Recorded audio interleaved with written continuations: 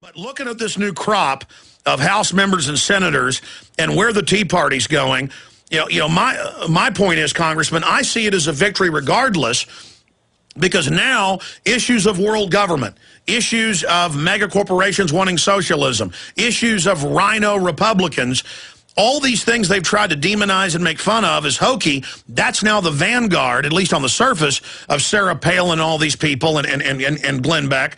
They've at least got to take on our mantle of real patriots. That shows we're winning the intellectual battle.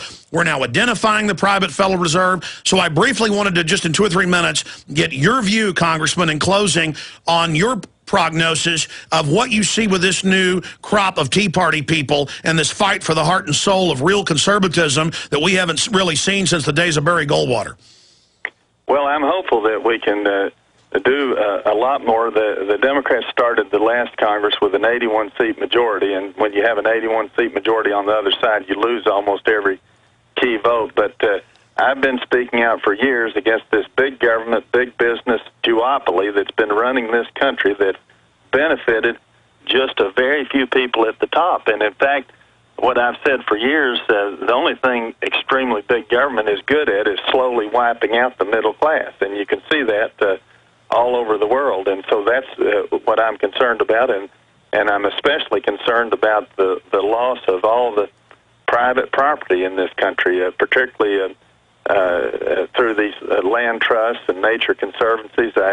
I could talk to you about that sometime, too. Because Agenda 21, how do we fight that? Yes, sir. Well, I'll tell you what, people have got to, I hope, wake up and realize that if you do away with private property, that you're doing away not only with a very important part of our freedom, but also a very important part of our prosperity. And also, we keep taking property, more and more property off the tax rolls. At the same time, the schools and the police and so forth are coming to us wanting increased funding, and that just doesn't work. I mean, the federal government now owns or controls over 30% of the land in this country, and state and local governments and quasi-governmental agencies own another or control another 20%. So you've got half the land in some type of public ownership, and that's a problem I guess we could talk about on another day. But what's your view of the new crop of congressmen? Well, my view is that it's going to be much better.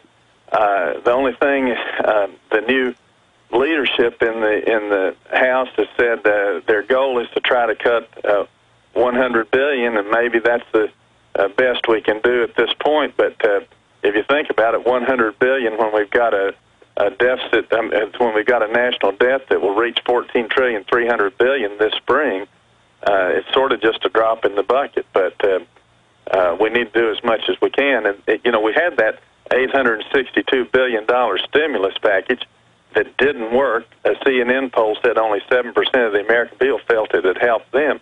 But the reason was almost all of it, first of all, 41 or 42% had to be borrowed.